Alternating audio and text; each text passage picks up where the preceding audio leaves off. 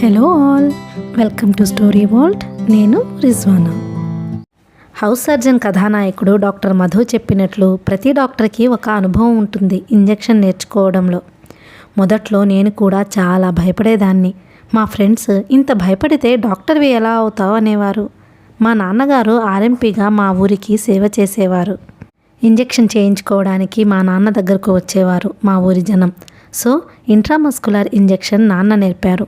IV మాత్రం doctor Sudhakar Reddy, children specialist in Ongole sir దగ్గర junior డాక్టర్గా జాయిన్ అయినప్పుడు ఏమీ లేదమ్మా, చాలా సింపుల్ అని నేర్పారు. ఇక కథలోకి వెళ్దాం.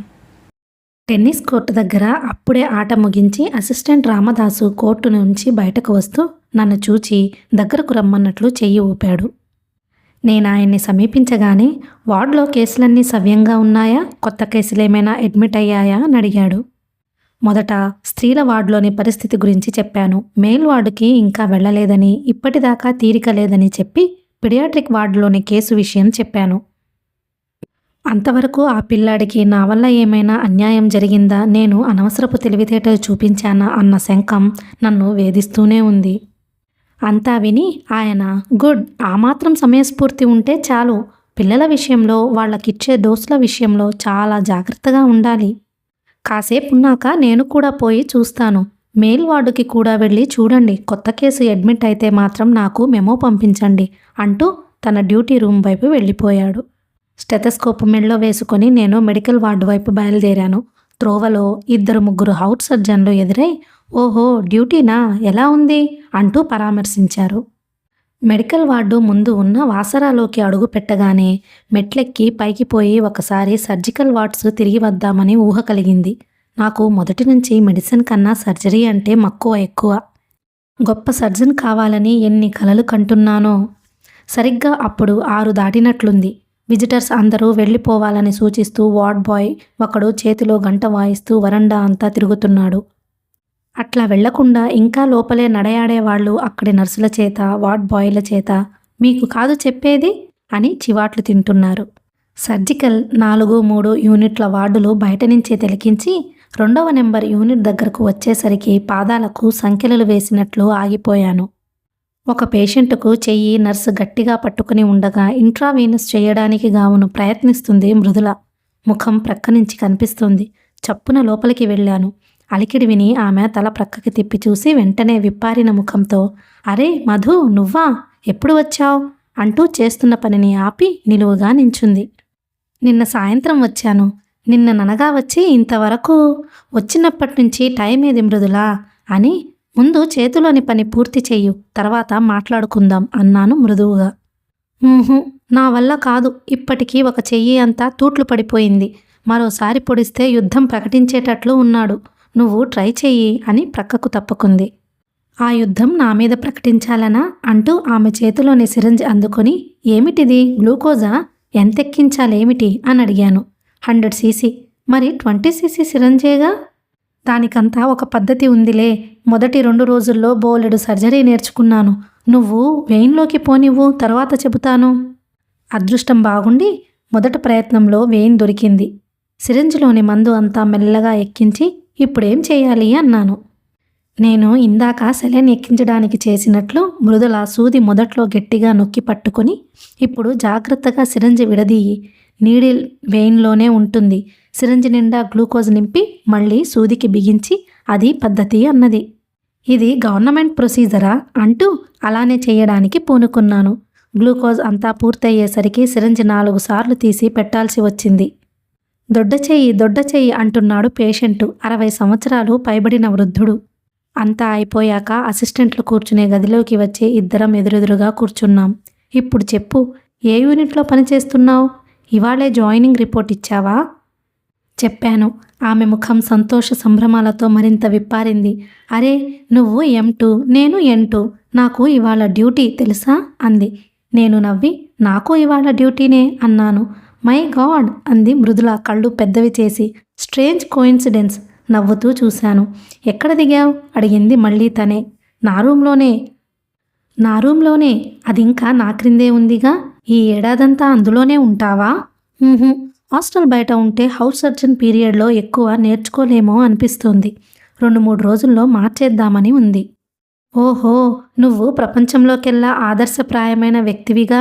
ఇంటర్స్ చేసినప్పుడే అందరూ పేకాడుకుంటూ పైలాపచ్చీసుగా కాలం గడుపుతుంటే నువ్వు ఆ నెల రోజులు క్వార్టర్స్కు మకాం మార్చి లేబర్ రూంలోనే జాగారాలు చేసిన ప్రబుద్ధుడివాయే. ఆడదాన్ని అయి ఉండి కూడా 5-6 లేబర్ కేసుల కంటే ఎక్కువ చేయలేక మిగతాది కుకప్ చేశాను. ఎప్పుడూ కత్తి పట్టుకున్న పాపాన పోలేదు. నీవేమో 40 పైగా ఎపిజియోటమీస్ చేశావని స్టూడెంట్స్ అంతా ఘనంగా చెప్పుకున్నారు. నీకు ఎపిజియోటమీ కింగ్ అని కూడా పేరు వచ్చింది. నేనేం మాట్లాడకుండా ఆమె వంక చూస్తున్నాను. అట్లా చూస్తావేం? ఉలక్కుండా పలక్కుండా. క్వార్టర్స్ ఏదో తాత్కాలికంగా ఉండడానికి ఏర్పాటు చేశారు. అక్కడ నీకేమీ సౌకర్యంగా ఉండదు తెలుసా? పర్వాలేదు, ఎట్లాంటి చోటనైనా సర్దుకుపోగలను.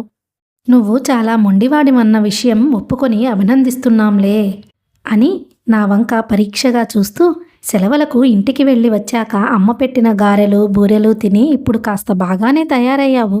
పరీక్ష రోజుల్లో నిన్ను చూస్తే భయమేసేది. బుగ్గలన్నీ పీక్కుపోయి, కళ్ళు లోతుగా పోయి, గుంటలు పడి, ముఖం నల్లగా మాడిపోయి, పెరిగిన గడ్డంతో ఎలా ఉండాలో అలా ఉండేవాడివి. అన్నట్లు చివరి 2 నెలలు అసలు నిద్రపోలేదనుకుంటా అన్నది. పూర్తిగా కాకపోయినా కొంతవరకు ఆమె మాటలు నిజమే. చివరి 2 నెలలు రాత్రి 8ంటికి చదువు మొదలు పెడితే తెల్లవారుజామున 4 గంటల వరకు పుస్తకం వదిలిపెట్టేవాణ్ణి కాదు. 4 నుంచి 6 గంటల వరకు ఓ కునుకు తీసి లేచి స్నానాధికాలు ముగించుకొని హాస్పిటల్కి పరిగెత్తేవాడిని. సర్జరీ, ఓరల్స్, ప్రాక్టికల్స్ ఉన్న రోజున నా మతిలో లేదు. ఆ రోజుతో పరీక్షలు ఆఖరు. రోజు పోయే 2 గంటల నిద్ర కూడా ఆ రోజు కరువైపోయింది. ఉదయం ప్రాక్టికల్ ఎలానో పూర్తి చేశాను. మధ్యాహ్నానికి కళ్ళు మరీ చింతనిప్పుల్లా తయారై ఆపరేటివ్ సర్జరీ ఏం చేశానో ఎలా ఆన్సర్ చేశానో నాకు తెలియలేదు. తర్వాత 2 విభాగాలుగా ఏర్పాటు చేయబడిన ఓరల్స్లో ఎగ్జామినర్స్ అడిగేది నాకు వినబడలేదు. నేనిచ్చిన జవాబులు తలుచుకుంటే నాకే ఏడుపొచ్చింది. ఛా, అలా దిగులు పడకు. నీ పరీక్ష పోతే ఇహ మన కాలేజీలో పాస్ అయ్యేవారెవ్వరూ ఉండరు అన్నది మృదుల ఆ సాయంత్రం కలుసుకున్నప్పుడు. కాదు మృదుల, నేనెంత మిజరబుల్గా దెబ్బతిన్నానో నీకు తెలియదు అన్నాను, నేనెదుర్కోబోయే పరాజయాన్ని గురించి ఆమెను నమ్మించడానికి ప్రయత్నిస్తూ. నేను బెట్ కాస్తాను నువ్వు పాస్ అవుతావని అన్నది ఆమె ఎంతో దృఢచిత్తంతో. ఆమె గెలిచింది. అంతేకాదు, ఆమె కూడా కృతార్థురాలయ్యింది. సెలవుల్లో ఒక ఉత్తరం రాసింది మృదుల. చూశావా, నేను కూడా పాస్ అయ్యాను. నీలాగా ఫస్ట్ క్లాస్లో గోల్డ్ మెడల్స్ రావనుకో. రావాలన్న ఆకాంక్ష కూడా నాకు లేదు. పరీక్షలు కాదు గదా, ప్రపంచం తలక్రిందులైనా సరే రాత్రంతా జాగారాలు చేయడం నా వల్ల కాదు. శుభ్రంగా భోజనం చేయడం, కాలక్షేపానికి చదువుకోవడం, ఆడుతూ పాడుతూ కాలం గడపడం నా జీవిత ధ్యేయాలు. అవును గాని, ఎట్లా గడుపుతున్నావు కాలం సెలవుల్లో? మెడికల్ బుక్స్ తినేస్తున్నావా? అట్లా నవ్వులు పువ్వులతో తేలిపోయింది ఉత్తరం. కొంచెం బుగ్గలు కూడా వచ్చాయి అంది మృదుల అలాగే కళ్ళార్పకుండా. అన్నాను లజ్జితున్నై. ఇంతలో సిస్టర్ అక్కడికి వచ్చి, ఒక పేషెంట్కు యూరిన్ క్యాథటరైజ్ చేయాలి డాక్టర్, వస్తారా అంది ఆమెతో. చచ్చాను అని మృదుల నా వంక తిరిగి, ప్లీజ్ నువ్వు చేసి పెట్టవు అంది బ్రతిమాలుతున్నట్లుగా. పర్వాలేదు, చెయ్యి మృదుల. అబ్బా, సిగ్గేస్తుంది బాబు, ఇదంతా మగ మలయాళమాయే. ఆడదాన్ని, నన్ను చూస్తే జాలివేయడం లేదు. నేను ఎప్పుడూ ట్రై చేయలేదు, ప్రయత్నిస్తాను పదా అని లేచాను. ఆమె నన్ను అనుసరించింది. పాపం, ఆ రోగి కడుపు ఉబ్బిపోయి అది సహజంగా అవక నరకయాతన పడుతున్నాడు. సన్నని రబ్బర్ క్యాథటర్ లోపలికి ఎక్కించగానే బాధ నుండి విముక్తి పొంది, బ్రతికించారు బాబాయ్, చచ్చిపోతానేమోననుకున్నాను. మీరు చేసేది మనుషులు చేసే పని కాదు, దేముళ్ళు చేసే పని అంటూ పొగడసాగాడు. నేను చేతులు సబ్బుతో కడుక్కొని టైం చూసుకొని కంగారు పడుతూ, ఇహ వెడతాను మృదుల, ఇంకా మెడికల్ వార్డ్స్కు వెళ్ళి అన్నీ చూసుకొని ఫీమేల్ వార్డుకి వెళ్ళి, పద నేను వస్తాను అంటూ నా మాట మధ్యలోనే ఆపి ఆమె బయలుదేరింది. నీకిక్కడ పని లేదా? ఉంటే ఉందిలే, తర్వాత చూసుకుంటాను. ఇద్దరం మెట్లు దిగుతున్నాం. సగం వరకు వచ్చాక అక్కడో మలుపు ఉంది. మలుపు తిరుగుతుండగా మృదుల మెల్లిగా నా చేయి పట్టుకుంది. వెంటనే ఆమె ముఖంలోకి చూద్దామనుకున్న ఊహని అంతలోనే త్రుంచివేసి ఏమీ గమనించనట్లు మామూలుగానే దిగుతున్నాను. క్రింద వరకు వచ్చాక మనుషుల సందడి వినబడింది. ఆమె నా చెయ్యిని వదిలివేసి మౌనంగా ప్రక్కన నడుస్తోంది. మొదట మా M2 వార్డుకి వెళ్ళాం. ఈ రోజున మా ఓపీ రోజు కాబట్టి అడ్మిట్ అయ్యే కేసులన్నీ మా వార్డుకే వచ్చి చేరుతాయి. అప్పుడే 2 కొత్త కేసులు వచ్చి ఉన్నాయి. అయితే 2 సీరియస్ కేసులు కావు. ఒకటి ఫీవర్ కేసు, రెండవది రెస్పిరేటరీ డిసీజ్. రామదాసు గారు అంతకుముందే వచ్చి ఇద్దరినీ పరీక్ష చేసి కేస్ షీట్లో నోట్స్, ట్రీట్మెంట్ రాసి వెళ్లారుట. ఇద్దరికి ఇంజెక్షన్లు ఇవ్వాలి అంది సిస్టర్. ఇద్దరినీ ఒకసారి చూసి ఇంజెక్షన్స్ కూడా పూర్తి చేసుకుని మిగతా మేల్ వార్డ్స్ కూడా ఒకసారి చూసుకుని యువతలకు వస్తుండగా ఫీమేల్ వార్డ్లో సాయంత్రం ఇవ్వవలసిన ఇంజెక్షన్లు ఇవ్వలేదని గుర్తుకు వచ్చింది. ఆ హార్ట్ పేషెంట్ ఎలా ఉందో అరేరే అని కంగారు పడుతూ అటుకేసి నడవసాగాను. మృదుల నా వెంట వస్తున్నది. కాస్త నెమ్మదిగా నడువు బాబు, నీకు పుణ్యముంటుంది అంటూ. రాత్రి 7 గంటలు దాటుతుందేమో. ఆన్ డ్యూటీ పూర్తి చేసుకుని డే టైం సిస్టర్సు తమని రిలీవ్ చేయడానికి వచ్చిన నైట్ సిస్టర్స్కి ఛార్జ్ అప్పగించి వెళ్ళిపోతున్నారు. రాత్రి సమయంలో మసగ్గా వెలుగుతున్న ఆ దీపాల వెలుతురులో హాస్పిటల్ వాతావరణం కొత్తగా కనబడింది. ఫీమేల్ వార్డులోకి అడుగు పెట్టాక మొదట గబగబా ఉదయం గ్లూకోజ్ పెట్టిన హార్ట్ పేషెంట్ దగ్గరకు పరిగెత్తాను. గ్లూకోజ్ డిస్కనెక్ట్ చేయబడి ఉంది. పల్స్ చూశాను, అందడం లేదు. ఊపిరితిత్తులు పరీక్ష చేసేసరికి బాగా నెమ్ము చేరి క్రెపిటేషన్స్ గుర్రు గుర్రుమంటున్నాయి. పరిస్థితి బాగా దిగజారిపోయింది. ఇహ లాభం లేదనిపించింది. ప్రక్కన ఓ నడి వయసు స్త్రీ నిలబడి ఉంది. కళ్ళు ఒత్తుకుంటూ ఎలా ఉంది నాయనా అని అడిగింది. ఆవిడ తాలూకు పురుషుడు కాబోలు గోడవతల నిలబడి చువ్వల మధ్య నుండి తొంగి తొంగి చూస్తున్నాడు. ఈ రాత్రి గడవాలమ్మా అని చెబుతుండగా ఆమెకు కార్టిజోన్ ఇస్తే బాగుండుననిపించింది. ఎందుకైనా మంచిదని లోపలికి వెళ్ళి సిస్టర్ని అడిగి ఆమెకు ఓ కార్టిజోన్ ఇంజెక్షన్ ఇచ్చి మిగతా ఇంజెక్షన్లు కూడా పూర్తి చేసుకున్నాను. అప్పటికి పేషెంట్లంతా భోజనాలు ముగించేసినట్లున్నారు. పడుకొని ప్రక్క మంచాల వాళ్లతో బాతాఖానీ కొడుతున్నారు. కొంతమంది అప్పుడే నిద్రపోతున్నారు కూడా.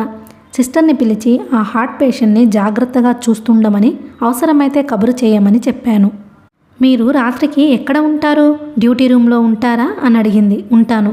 బయటకు వచ్చాక మృదుల ఒక్క నిమిషం ఐసోలేషన్ వార్డు దాకా పోయి వద్దాముండు అని అటుకేసి దారి తీసింది. అక్కడ ఇంజెక్షన్ రూమ్ దగ్గర స్టాఫ్, సిస్టర్లు కబుర్లు చెప్పుకుంటూ కూర్చున్నారు. మృదుల సిస్టర్ని టెటానస్ కేసులు ఎన్ని ఉన్నాయి అని అడిగింది. 3 ఉన్నాయండి. పెరాల్డిహైడ్ చేయడానికి రాత్రికి మొత్తం 2 సార్లు రావలసి ఉంటుంది.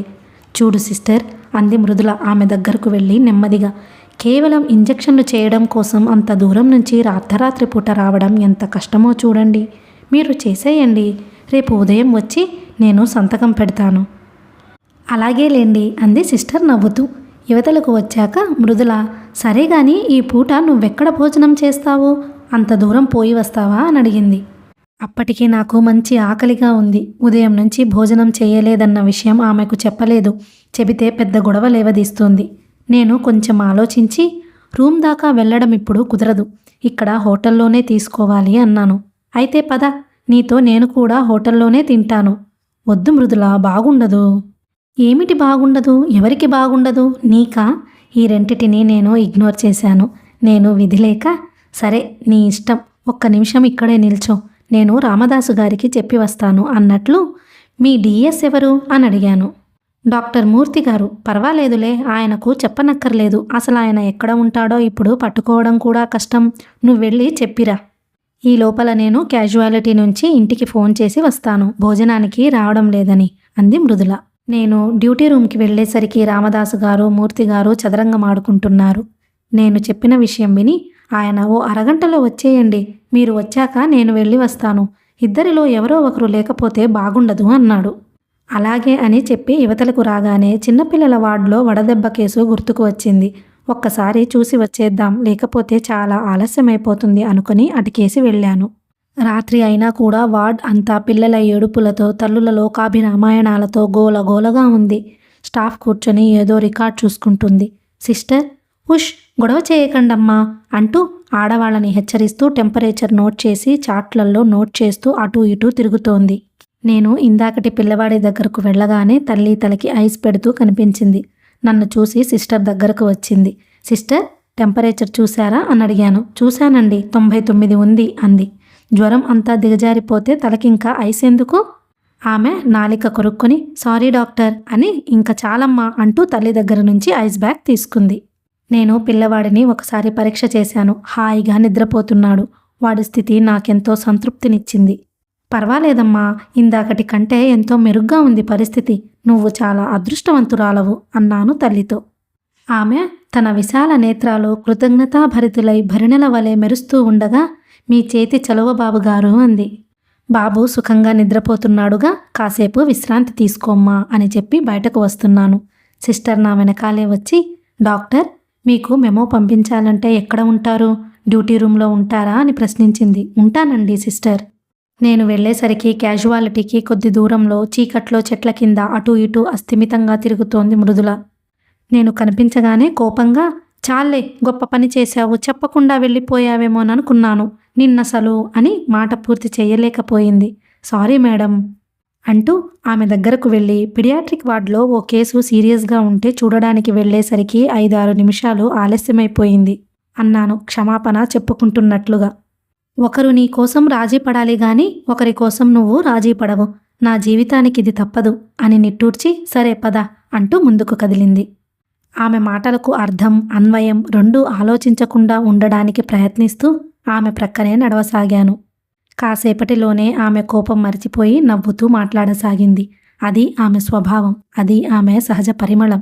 ఏ అదృష్టవంతుడు ఎక్కడ పెట్టి పుట్టి ఆమె కోసం నివసిస్తున్నాడో గాని అతన్ని చూసి లోకం ఈర్ష్యతో బగ్గుమనక తప్పదు. కబుర్లు చెప్పుకుంటూ నవ్వుకుంటూ ఇద్దరం హోటల్లో భోజనాలు ముగించాం. కోరి కష్టాలు తెచ్చుకోవడం అంటే ఇదే. ఇంతకీ నీకు సుఖపడే యోగ్యత లేదు. అష్టైశ్వర్యాలతో తూలతూగే ఇంటిలో గోముగా అమ్మ పెట్టే అన్నం తినకుండా? మా అమ్మ ఇంత మధురాన్నం ఎప్పుడూ పెట్టలేదు. ఆమె ముఖం పరవసత్వంతో వికసించింది. గ్రహచారం అంటే ఇదే. మృదుల పక్కుమని నవ్వింది. ఇంకేం మాట్లాడలేదు. ఇద్దరం బయటకు వచ్చి హాస్పిటల్ కేసి అడుగులు వేస్తున్నాము. గేటు బయట సోడాల వాళ్ళు, పునుగులు, పెసరట్లు అమ్ముకునే ముసలమ్మలు, పిడత క్రింద పప్పుబళ్ల వాళ్ళు ముమ్మరంగా వ్యాపారం సాగించేస్తున్నారు. గేటు దగ్గర గూర్ఖా లోపలకు పోతానని పేచీ పెడుతున్న రిక్షావాడితో పోట్లాడుతున్నాడు.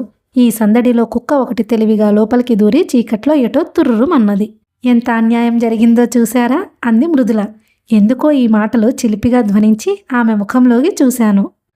ఒక కుక్క లోపలకు ప్రవేశం సంపాదించింది. అందరూ సుఖనిద్రలో ఉండగా అది ఏ అఘాయిత్యానికో తలపడుతుంది. అంటే ఏ చంటి బిడ్డడునో ఎత్తుకుపోవడం, ఇలాంటివి. మరునాడు పేపర్లో తాటికాయంత అక్షరాలతో ఈ వార్త ప్రచురితమవుతోంది. సరిగా ఆమె ఈ మాటలు అంటుండగానే ఓ 15 ఏళ్ల కుర్రవాడు చేతిలో పేపర్ల కట్ట పట్టుకుని ఆ రోడ్డంటా పోతూ ఇలా అరుస్తున్నాడు. కొరడా చెళ్ళు చెళ్ళు మనిపించే వార్తలతో మిమ్మల్ని మురిపించే మేటైన దినపత్రిక. బెడ్ ఇస్తానని 100 రూపాయలు లంచం తీసుకున్న హాస్పిటల్ సూపరింటెండెంట్ వికృత చర్య. ధర్మాస్పత్రిలో ధర్మం లేక అలమటించే మూగ ప్రజల గోడు. హోటల్ సర్వరుని కొట్టిన కారణంగా హోటల్ వర్కర్ల సమ్మె. నవజీవన కెఫే ముందు గలబా. ఇద్దరం ఒకరి ముఖం ఒకరం చూసుకున్నాం. నా మనసులో త్రుళ్ళిన దిగులే ఆమె ముఖం మీద ముద్రపడినట్లుగా ఆ వీధి వెలుతురులో నాకు అనిపించింది. చూశావా అన్నది కంపిత స్వరంతో. ఆసుపత్రి ముందే ఎంత అసభ్యంగా కేకలు పెడుతున్నాడో. ఇలా అసత్యాలను ప్రచారం చేసేవాళ్ళని ఏం చేయాలంటావు? ఈ కృత్రిమ యుగంలో కంటకాలే సత్యాలై విరజిల్లుతున్న ఈ రోజుల్లో ఆ కటిక సత్యాల మహావృక్షంలో ఒక సత్యం ఏ కొమ్మనో రెమ్మనో అంటిపెట్టుకుని ఉన్నా దాని వెలుగు మిగతా కొమ్మల మాటున ఆకుల చాటున మరుగున పడిపోతుంది గాని భూమిపై పడదు. ఆమె ఆశ్చర్యంగా నా ముఖంలోకి చూసింది. మరీ అంత గంభీరంగా మాట్లాడకు, నాకు భయమేస్తుంది. లోపలకు పోదాంరా అంటూ చెయ్యి పట్టుకులాగి వెంటనే వదిలివేసింది. అడుగులు బరువుగా పడుతున్నాయి. మా ఇద్దరికీ మా హాస్పిటల్ సూపరింటెండెంట్ దయానందరాజు గారంటే ఎనలేని గౌరవాభిమానాలు, భక్తి ఉన్నాయి. ఆయన హృదయం నిష్కల్మషమైనదని, నిర్మలమైనదని మా అంచలంచల విశ్వాసం. ఎప్పుడూ నవ్వుతూ చలోక్తులతో సరదాగా మాట్లాడుతూ అందరితో చనువుగా మసులుతుంటారు దయానందరాజు గారు. ఆయన్ని కలుసుకున్నంత తేలిగ్గా ఈ భూమి మీద మరో హోదా గల వ్యక్తిని కలుసుకోలేం. అంత సులభంగా లభ్యమవుతారు. క్యాజువాలిటీలో డ్యూటీ రూమ్ తాళం చెవి తీసుకుని ఆ చీకట్లో చెట్ల క్రిందగా నడిచి డ్యూటీ రూమ్ చేరుకుని తలుపు తెరిచాక లైట్ వెలిగించాను. ఇది చాలా అన్యాయం అన్నాను. ఏది? ఫీమేల్ హౌస్ సర్జన్లకు, మేల్ హౌస్ సర్జన్లకు విడివిడిగా డ్యూటీ రూమ్స్ ఉండాలి. లేకపోతే 2 మగవాళ్ళని మాత్రమే లేదా 2 ఆడవాళ్లను మాత్రమే ఒకే రోజు డ్యూటీ వచ్చేటట్లుగా పోస్ట్ చేయాలి. అప్పుడు సరసంగా ఉంటుంది. ఇప్పుడు సరసంగా లేదా? వాడిగా ఉన్న ఈ జవాబు విని ఆమె ముఖంలోకి ఒకసారి చూసి తలదించుకున్నాను. మళ్ళీ అంది మృదుల నవ్వుతూ.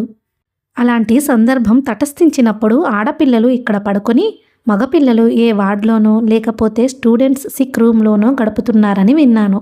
అయితే నేను అక్కడే గడుపుతాను అన్నాను హఠాత్తుగా వెళ్ళడానికి ఆయాత్తపడుతూ. ఆగవయ్యా మహానుభావ, నీతో ఏ మాటన్నా చిక్కేలాగుంది. అసలు జరిగే పద్ధతి అని చెప్పాను. మనం నిద్రపోయినప్పుడు కదా సమస్య ఉత్పన్నమయ్యేది.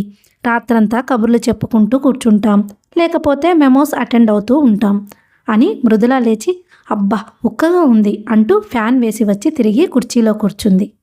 నేను మరో కుర్చీలో కూర్చుని సరే నాకేం అన్నాను. మరో అరగంట సేపలా ఏవో కబుర్లు చెప్పుకుంటూనే ఉన్నాం. మధ్యలో ఎందుకో తల ప్రక్కకి త్రిప్పి బయటకు చూసేసరికి ఎదురుగా ఆప్థాల్మాలజీ వార్డులో కూర్చుని ఉన్న సిస్టర్ మా కేసి వింతగా చూస్తూ ఉండడం కనిపించింది. ఇంతలో బయట అడుగుల చప్పుడై అమ్మగారు అన్న పిలుపు వినిపించింది. అయ్యే నాకే అని మృదుల అనే లోపల గుమ్మం దగ్గర మెమో పుస్తకం పట్టుకొని ఓ ఆయా ప్రత్యక్షమైంది. ఏమిటి అని మృదుల లేచి వెళ్ళి ఆమె చేతిలోని పుస్తకం అందుకుని అపెండిసైటిస్ కేసట, ఎమర్జెన్సీ ఆపరేషన్ అవసరమవుతుందేమో అని సంతకం చేసి పుస్తకం ఇచ్చేసి వస్తున్నానని చెప్పు అంది ఆయాతో. అదృష్టవంతురాలివి, మొదటి రోజే ఆపరేషన్ అసిస్ట్ చేసే అవకాశం కొట్టేస్తున్నావు అన్నాను కొంచెం అసూయగా. అదృష్టం, ఒక్కడవే కూర్చొని ఏం చేస్తావు, సాయం రాకూడదు అని అడిగింది జాలిగా. వీలైతే కాస్త విశ్రాంతి తీసుకుంటే బాగుండునని నాకు ఉంది గాని ఆమె మాటను కాదనలేక సరే అంటూ లేచి నిలబడ్డాను. తలుపులు దగ్గరకు జారవేసి స్టెథోస్కోపుల మెడల చుట్టూ వేసుకొని నడుస్తున్నాం. 10 గజాలైనా నడిచామో లేదో ఓ వార్డ్ బాయ్ ఎదురుగా వచ్చి సార్ మెడికల్ సైడు డ్యూటీ మీదేనా అని అడిగాడు. అవును, భూతం వచ్చాడు అని గొణుగుతోంది మృదుల చిన్నగా. కేసొచ్చింది సార్. పుస్తకం అందుకొని సంతకం పెట్టి వస్తున్నాను పద అన్నాను. ఒక్క రోజులోనే ప్రొసీజర్ అంతా అర్థమైపోయినట్లుగా తోచింది. సారీ మృదుల అని అంటుండగానే ఆమె కోపంగా ఓ చూపు చూసి ఇందులో సారీ ఎందుకు, మనమిద్దరం ప్రజాసేవ చేస్తున్నాం అంటూ గబగబా అడుగులు వేస్తూ అక్కడి నుంచి వెళ్ళిపోయింది. మృదుల ఆగు, నేను వచ్చేది అటువైపేగా అంటున్నా వినిపించుకోలేదు. ఒక్క నిట్టూర్పు విడిచి నెమ్మదిగా నడవసాగాను. వాసారాలోకి వచ్చేసరికి ఆమె మెట్లు ఎక్కి వెళ్ళిపోవడం కనిపించింది. వార్డుకి వెళ్ళేసరికి సిస్టర్ ఎదురుగా వచ్చి త్వరగా రండి డాక్టర్, హార్ట్ కేసులా ఉంది, చాలా బాధపడుతున్నాడు పేషెంట్ అంది. నేను రోగిని సమీపించాను. 55 ఏళ్లుంటాయి, బలంగా భారీగా ఉన్నాడు. బట్టతల, మనిషిలో హుందాతనం కొట్టి వచ్చినట్లు కనిపిస్తోంది. ఆయనతో వచ్చిన 2 మనుషుల్లో ఒకతను కొడుకులా కనిపిస్తున్నాడు. డాక్టర్ వచ్చారా, ఈ బాధ భరించలేను, నొప్పి గుండెల్లోంచి భుజంలోకి దూసుకు వస్తున్నది, అబ్బా రాను రాను తీవ్రమైపోతున్నది డాక్టర్. అతను ధైర్యంగా ఎంత బాధను అణుచుకుంటున్నది అతని ముఖం చూస్తే తెలుస్తున్నది. పల్స్ చూశాను, వడివడిగా పలుచగా కొట్టుకుంటున్నది. ఒళ్ళంతా చెమట ముద్దలా అయిపోతున్నది. ఏమిటి చూస్తున్నారు డాక్టర్, నేను చెబుతాను వినండి. నాది గుండె జబ్బు. 2 ఏళ్ల క్రితం మొదటిసారి హార్ట్ అటాక్ వచ్చింది. 6 నెలల క్రితం రెండోసారి వచ్చింది. అప్పుడు బ్రతకనన్నారు డాక్టర్లు, కానీ రోగాన్ని అదిమేశాను. ఇప్పుడు మళ్ళీ నా మీదకు దూకింది డాక్టర్. ఈసారి ఈ బెబ్బులిని జయించడానికి శక్తి చాలడం లేదు. నాది గుండె జబ్బు, మయోకార్డియల్ ఇన్ఫాక్షన్. అబ్బా గుండె నలిపేస్తున్నది డాక్టర్. కళ్ళ ముందు చీకటిలా క్రమ్ముకు వస్తున్నది. చూస్తారేం, ఒక పెదడిని పొడి చేయండి త్వరగా, ఈ నొప్పి భరించలేకుండా ఉన్నాను. ఏం చేయాలో తెలియక కంగారు పడుతున్న నాకు అతనే మార్గం చూపించాడు. వెంటనే సిస్టర్ని పిలిచి పెథడిన్ 100 మిల్లీగ్రామ్స్ తీసుకుని రమ్మని చెప్పాను. నో డాక్టర్, 100 ఏ మూలకి, నాకు రవ్వంత కూడా పని చెయ్యదు. 200 ఇవ్వండి ప్లీజ్. వద్దు, అంతా ఇవ్వకూడదు, ప్రమాదం అన్నాను. ప్రమాదం? ఇంతకన్నా ఏం ప్రమాదం చేస్తుంది డాక్టర్, నా బాధ మీకు తెలియదు. మీరు అనవసరంగా గాబరా పడుతున్నారు. ఇప్పుడిచ్చే ఇంజెక్షన్తో నొప్పి తగ్గి హాయిగా నిద్రపడుతుంది. గాబరానా? నాకు గాబరానా అన్నాడు. ఇంతలో సిస్టర్ ఇంజెక్షన్ తీసుకువచ్చింది. చేశాక అతను నా చెయ్యి పట్టుకొని డాక్టర్ ఒక్క మాట అన్నాడు. ఏమిటి? ఒక సిగరెట్ కాల్చుకుంటాను, పర్మిషన్ ఇవ్వండి. నో అది చాలా తప్పు. ఇప్పుడు మీరున్న స్థితిలో సిగరెట్ కాల్చకూడదు. అదేమిటి డాక్టర్ అలా అంటారు? బ్రతికి ఉండాలని నా నుదిటి మీద వ్రాసి ఉంటే ఒక్క సిగరెట్ నా ప్రాణాలు తీస్తుందా? ప్లీజ్ ఒక్క సిగరెట్టు. నేను అతని చెయ్యి మెల్లగా విదిలించుకొని మీరలా మంకుపట్టు పడితే నేను మరింత గట్టిగా చెప్పవలసి వస్తుంది అని, మీరు మాట్లాడకుండా రెస్ట్ తీసుకోండి, ఇప్పుడే వస్తాను అని అవతలకు వచ్చాను. నేనందుకే హాస్పిటల్లో అడ్మిట్ కానన్నాను. మన మాట సాగుతుందా ఏమన్నానా అని తన మనుషుల మీద విసుక్కోవడం వినిపించింది. వెళ్ళి కుర్చీలో కూర్చునేసరికి అసిస్టెంట్కు మెమో రాస్తారా అంటూ సిస్టర్ పుస్తకం అందించింది. కేసు వివరాలు ఆయనకు తెలిసేటట్లు రాస్తూ రోజు రాత్రుళ్ళు ఇలా అడ్మిషన్లు ఉంటూనే ఉంటాయా అని అడిగాను యథాలాపంగా. ఒక్కో రోజు ఉండవండి. ఈరోజు మీరు డ్యూటీ చేస్తున్నారని చాలా అడ్మిషన్లు ఉన్నట్లే కనిపిస్తుంది వాలకం చూస్తుంటే. ఆమె చనువుకు ఆశ్చర్యపోతూ తలెత్తి చూశాను. కనిపించినట్లు చిరునవ్వు కనిపించింది ఆమె పెదవులపై. బయటకు మాత్రం ఏమీ పట్టించుకోనట్లు వార్డ్ బాయ్ని పిలిచి డాక్టర్ రామదాసు గారికి మెమో పుస్తకం చూపించి రమ్మని చెప్పాను. వార్డులో పేషెంట్లు కొంతమంది నిద్రపోతున్నారు, కొంతమంది ప్రక్క వాళ్లతో బాతాకానీ కొడుతున్నారు, కొంతమంది బాధతో మూలుగుతున్నారు, కొంతమంది సిస్టర్ని పిలిచి వాళ్ల మొర ఆలకించమని గోడు చెప్పుకుంటున్నారు, కొంతమంది ఎవరి కోసమో తెలియకుండా వసారాలో అటూ ఇటూ తిరుగుతున్నారు. చాలా చిత్రమైన అనుభూతి. హౌస్ సర్జన్గా ప్రవేశించి కొన్ని గంటల సేపే అయ్యింది. అయినా ఎంతో ఎదిగినట్లు, ఎన్నో బాధ్యతలు చుట్టుముట్టినట్లు, మనస్సు వికసించి ఎన్నో రెట్లు విశాలమైనట్లు అనిపిస్తోంది. డాక్టర్ గారు అని పిలుస్తున్నారు కొందరు పేషెంట్లు. దగ్గరకు వెళితే నిద్ర పట్టడం లేదని ఒకరు, తల తిరుగుతుందని మరొకరు, కడుపు నొప్పి ఉందని ఇంకొకరు, ఇలా రకరకాల బాధలు చెప్పుకుంటున్నారు. నాకు తోచింది చేసి తిరిగి వస్తున్నాను. వీళ్ళంతే, వార్డులో కనిపించామా వాళ్ళు చేసే కంప్లైంట్స్కి అంతూ ఉండదు. ఎవరూ కనిపించకపోతే శుభ్రంగా పడుకొని నిద్రపోతారు అంది సిస్టర్ నన్ను చూసి జాలి తలుస్తున్నట్లు.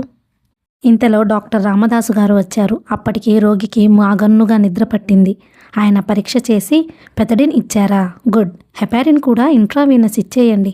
ప్రస్తుతానికి అది చాలు.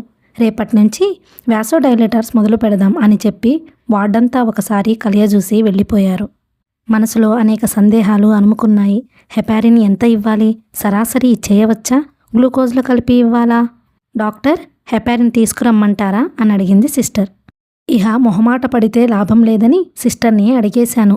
సాధారణంగా ఎంతిస్తారేం అని. 10,000 యూనిట్స్తో మొదలు పెడతారు. గ్లూకోజ్ కలిపి తీసుకువస్తాను. దేవత వరమిచ్చినట్లు చెప్పి వెళ్ళింది. ఆ సమయంలో ఆమెను చూస్తుంటే ఎనలేని గౌరవము, ఆప్యాయత కలిగాయి. కప్ బోర్డు దగ్గరకు ఆమె నడుస్తుంటే వెనక నుంచి చూశాను. ఆకుపచ్చని గీతలు 3 కనిపిస్తున్నాయి ఎడమ మోచేతికి పైన. ఇంజెక్షన్ చేస్తుంటే ఆయన కళ్ళు తెరిచి బాధగా మూలుగుతూ, ఏమిటి సూదా? అక్కడ కాకుండా సరాసరి గుండెల్లోనే గుచ్చకూడదు డాక్టర్ గారు అన్నాడు. తప్పు, అలా అనకూడదు అని చెయ్యడం ముగించి యువతలకి వచ్చి వాష్ బేసిన్ దగ్గర చేతులు కడుక్కుంటున్నాను. వెళ్ళిపోతున్నారా? మళ్ళీ అరగంట తిరగకుండానే మెమో పంపిస్తాను చూడండి అంది సిస్టర్ దగ్గరకు వచ్చి నిలబడి. అంతే కదా, సంతోషంగా వస్తాను. అలాగేం చూస్తాను. కదలబోయాను. కాస్త టీ త్రాగి వెళ్తురు గాని ఉండండి డాక్టర్. వద్దండి, థ్యాంక్స్. నేను నడవాలోకి వెళ్ళాక ఆమె గుమ్మం దాకా వచ్చి, అన్నట్లు డాక్టర్ మీ పేరేమిటి అని అడిగింది. మధు అనండి చాలు. వస్తానండి లిల్లీ అని చెప్పి ఇహ ఆగకుండా బయలుదేరాను. పైకి సర్జికల్ వార్డుకు వెళ్ళి మృదుల ఏ స్థితిలో ఉందో చూద్దామని మెట్లెక్కబోతున్నాను. ఇంతలో అయ్యగారు అన్న కేక. వెనుదిరిగి చూసేసరికి 20 ఏళ్ల స్త్రీ నిలబడి ఉంది. ఆయా అంటే నమ్మశక్యంగా లేదు. మెడికల్ హౌస్ సర్జన్ గారు మీరేనా?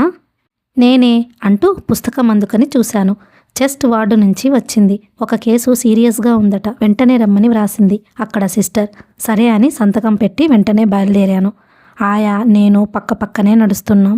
నల్లటి ఆ చీకటిలో నల్లగా కదిలే చెట్లు. కొద్దిగా ముందుకు సాగేసరికి భరించలేని నిశ్శబ్దం, ఊపిరాడనంత ఏకాంతం.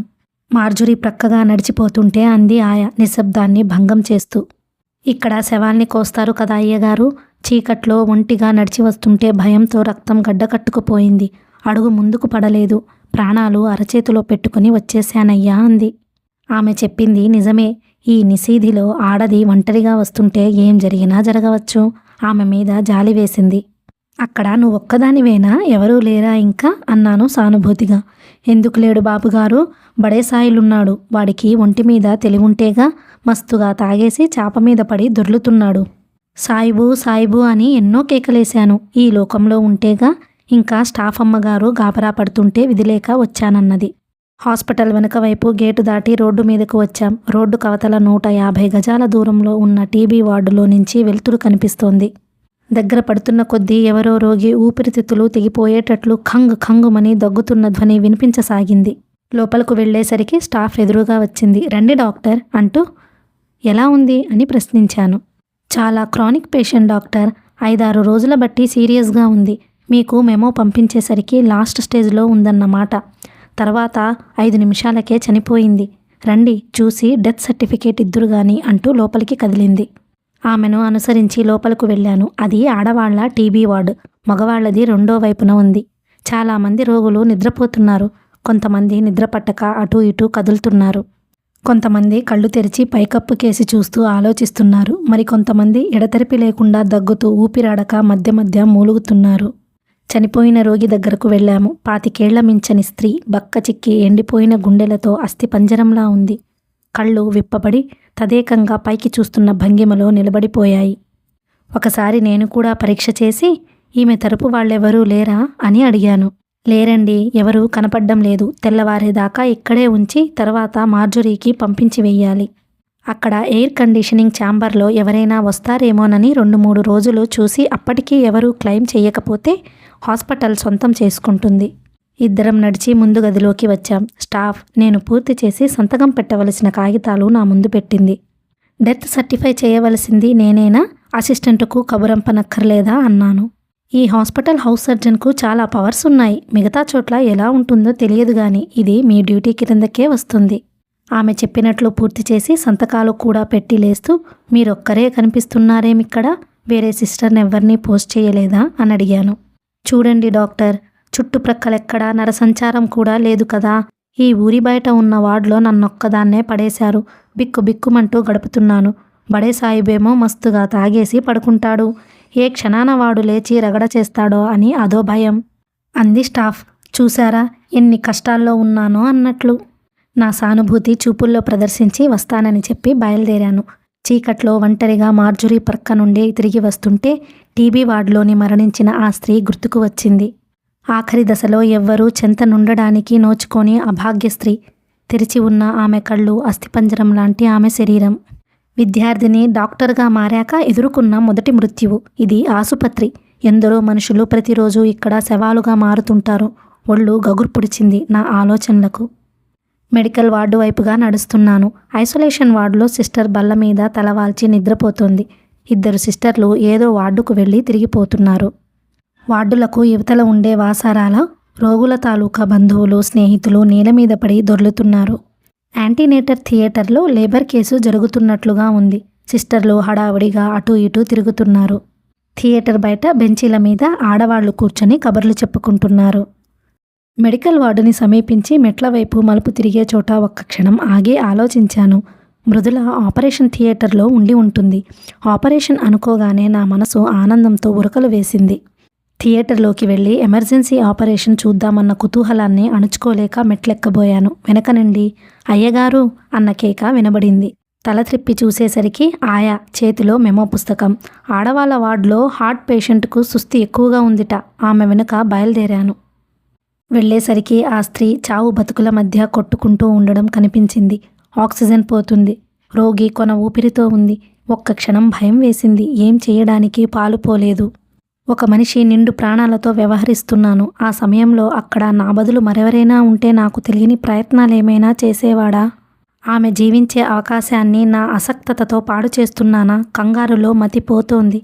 రోగి తాలూకు బంధువు, ఆమె భర్త నా వంక ఆతృతతో చూడడం తెలుస్తోంది. నా చేతులు వణికినట్లయింది. అలాగే ఆమె చెయ్యి పట్టుకొని నాడి చూడడానికి ప్రయత్నించాను. ఎక్కడో పలుచగా ఉండి ఉండనట్లు తగులుతోంది నాడి. కొన్ని సెకన్ల సేపు అలా ఉందేమో. తరువాత నా చేతికేమీ తగలడం లేదు. నేను వచ్చిన తరువాత ఈ లోకంతో సంబంధం లేకుండా మృత్యువుతో ఎక్కడో బలహీనపు పోరాటాన్ని సాగిస్తున్న ఆ నిర్భాగ్యపు శరీరంలోని ప్రాణి అందులో నుంచి వెళ్ళిపోయింది. చెయ్యి వదిలివేసి మౌనంగా నిలబడ్డాను. పరిస్థితి అర్థం చేసుకున్న ప్రక్కనున్న ఆ స్త్రీ దేముడా అని చిన్నగా రోదిస్తూ కళ్ళు తుడుచుకోసాగింది. రోగి భర్త మాత్రం ఈ పరిణామాన్ని మునిపే ఊహించిన వాడిలా ప్రక్కకి చూస్తూ మౌనంగా గంభీరంగా నిలబడ్డాడు. నా మనసు వికలమైపోయింది. బాహ్యస్మృతి లేకుండా ఆ రోగి సాగించిన అంత్య పోరాటమే కళ్ల ముందు కనిపిస్తోంది. ఆ వాతావరణంలో ఉండలేక యువతలకి వచ్చి కుర్చీలో కూలబడుతూ సిస్టర్ అని పిలిచాను నీరసంగా. ఏమండి డాక్టర్, త్వరగా డెత్ సర్టిఫికేట్ తతంగం పూర్తి చేద్దాం రండి. ఇలాంటి సంఘటనలు సిస్టర్లో ఏమాత్రం అలజడి కలిగించేట్లు లేవు. నవ్వుతూ పుస్తకం తెరిచి కాగితాలు కూడా కొన్ని నా ముందు పెడుతూ ఏమంత అర్జెంటు, వేరే ఏ వార్డుకైనా పోవాలా అంటూ అడిగింది. చాలా చోట్లకు వెళ్లాల్సి ఉంది అని, ఎక్కడెక్కడ ఏమేమి పూర్తి చేయాలో ఒకసారి అలవాటయ్యిందేమో తల వంచుకుని గబగబా రాసేస్తున్నాను. 5 నిమిషాల్లో పని పూర్తి చేసుకుని అక్కడ నుండి బయటపడి డ్యూటీ రూమ్ కేసి బయలుదేరాను. కొంతసేపు విశ్రాంతి తీసుకోవాలనిపించింది. కాళ్ళీడ్చుకుంటూ నీరసంగా నడుస్తున్నాను. డ్యూటీ రూమ్ సమీపించి తలుపు మీద చెయ్యి వేయబోయేటంతలో సార్ అన్న పిలుపు. Ward boy memo medical ward నుంచి వచ్చింది. ఇందాక అడ్మిట్ అయిన హార్ట్ కేసు సీరియస్గా ఉందిట. లిల్లీ సంతకం పెట్టింది. నా మనసులో ఏదో అనుమానం పొడచూపింది. నా నీరసం విషయం మరచిపోయి గబగబా వార్డుకేసి నడవసాగాను. వెళ్ళేటప్పటికీ పరిస్థితి చాలా సీరియస్గానే ఉంది. రోగి గుండె నొప్పితో లుండలు చుట్టుకుపోతున్నాడు. శరీరమంతా చెమటలు క్రమ్మివేసి ధారగా ప్రవహిస్తున్నాయి. చూస్తుండగానే 2 వాంతులు కూడా అయిపోయాయి. అయ్యో అయ్యో అయిపోయింది అంటున్నాడు. మధ్య మధ్య తేలకళ్ళు పడుతున్నాయి. నేను ఒక్కసారిగా వణికిపోయినట్లయిపోయాను. డ్యూటీలోని కష్టం కళ్ళ ముందు ఒకసారి కారు చీకటిలా కదిలింది. సిస్టర్ పెదడిని తీసుకురండి అని గట్టిగా కేక పెట్టాను. నాన్న ఇటు చూడు నాన్న, ఎలా ఉంది నీకు అంటున్నాడు కొడుకు ఆతృతగా. రోగికి ఊపిరందడం కూడా కష్టంగా ఉంది. సిస్టర్ హడావిడిగా తీసుకువచ్చిన ఇంజెక్షన్ చేసేసి, సిస్టర్ ఆక్సిజన్ స్టార్ట్ చేయండి వెంటనే, నేను ఈ లోపల అసిస్టెంట్ను పిలుచుకువస్తాను అని వెనుక నుండి ఆమె మీకెందుకండి శ్రమ, వార్డ్ బాయ్తో మెమో పంపించేస్తే పోలా అంటున్నా వినిపించుకోకుండా గబగబా బయటకు వెళ్ళిపోయాను. అసిస్టెంట్ డ్యూటీ రూమ్లో రామదాసు గారు మంచం మీద గాఢ నిద్రలో మునిగి ఉన్నాడు. దగ్గరకు వెళ్ళి సార్ అని పిలిచాను. ఆయన కదిలాడు. నిద్రలో ఆయన ముఖం చూస్తుంటే మరీ కోపంగా కనిపిస్తున్నాడు. లేచి విసుక్కుంటాడేమోననుకున్నాను. కానీ మరోసారి పిలిచాక కళ్ళు విప్పి ఎదురుగా నేను కనిపించగానే గబుక్కున లేచి కూర్చుంటూ, వాట్ డాక్టర్, కేసేదైనా సీరియస్గా ఉందా అని ఎంతో అనునయంగా అడిగాడు. నేను చెప్పిన విషయం వినగానే హడావిడి పడుతూ లేచి నించుని, అరెరే ఆ కేసు అలా టర్న్ అవ్వడం మంచిది కాదే అంటూ చెప్పులు తొడుక్కుని గబగబా బయటకు వచ్చాడు. ఆయన ఎంత వేగంగా నడిచాడంటే ఆయన నాకంటే ఎంతో భారీగా ఉన్నా, ఎంత అందుకుందామని ప్రయత్నించినా ఆయన కంటే 4 అడుగులు వెనకే ఉంటూ వచ్చాను. మేము వెళ్ళేసరికి పేషెంట్ ఇందాక నేనిచ్చిన ఇంజెక్షన్ పనిచేయడం వల్ల, రోగ ఉద్రిక్తత వల్లనో తెలివి తప్పిపోయి ఉన్నాడు. పల్స్ చూసి రామదాసు గారు పెదవి విరిచాడు. ఒక్క క్షణం ఊరుకొని మన ప్రయత్నం మనం చేద్దాం అంటూ చప్పున అతని ప్రక్కనే కూర్చొని గట్టిగా ఒత్తుతూ కార్డియాక్ మసాజ్ చేయసాగాడు. అలా ఓ అరగంట సేపు ఇద్దరం విశ్వ ప్రయత్నం చేశాము. ఆయన పురమాయించిన ఇంజెక్షన్లు గబగబా చేశాను. ఆయనకు చేతులు నొప్పి పుడితే నేను మసాజ్ చేశాను. ఏమి చేసినా ప్రయోజనం లేకపోయింది. ఆఖరికి రామదాసు గారు లేచి నించుని, హీజ్ ఎక్స్పైర్డ్ డాక్టర్ అని ఒక్క క్షణం మౌనంగా నిలబడి, ఆల్ రైట్ డెత్ రిపోర్ట్ రాసేయండి అంటూ అక్కడి నుంచి నెమ్మదిగా వెళ్ళిపోయాడు. అక్కడే నిలబడి రోగి ముఖం వంక పరీక్షగా చూశాను. గంభీరంగా వీరోచితంగా కనిపించిన అతని ముఖం ధైర్యంగా సులువుగా పోట్లాడాడు మృత్యువుతో. కాసేపు అక్కడి నుంచి కదల్లేకపోయాను. అతను తెలివిగా ఉన్నప్పుడు ఆఖరి క్షణాల్లో కోరిన కోరిక జ్ఞాపకం వచ్చింది. ఒక సిగరెట్ కాల్చుకోవడానికి అనుమతి అడిగాడు. అతని కోరిక తీర్చలేకపోయాను. ఎవరో అతను, అతని జీవిత చరిత్ర ఏమిటో, కుటుంబ గాథ ఏమిటో, అనుభవాలు, సంఘటనలు, సాధన ఏమిటో. కొడుకు చిన్నగా ఏడుస్తున్నాడు. డాక్టర్ అని వినిపించింది సిస్టర్ కంఠస్వరం. మెల్లగా కదిలి బరువుగా అడుగులు వేస్తూ టేబుల్ దగ్గరికి వెళ్ళాను. తల వంచుకొని డెత్ సర్టిఫికేట్ తతంగం ముగిస్తున్నాను. సిస్టర్ బాడీని తీసుకుపోవచ్చా అని ఎవరో అడుగుతున్నారు. తల ఎత్తి చూడలేదు గాని మరణించిన వ్యక్తికి కొడుకని తెలుస్తోంది. మీరు ఆదాయం నెలకు 100 రూపాయల కన్నా ఎక్కువ రాశారండి. డబ్బు కట్టి మరీ తీసుకువెళ్ళాలి. ఎంత? ఏమేమి వాడామో చూసి చెబుతానుండండి.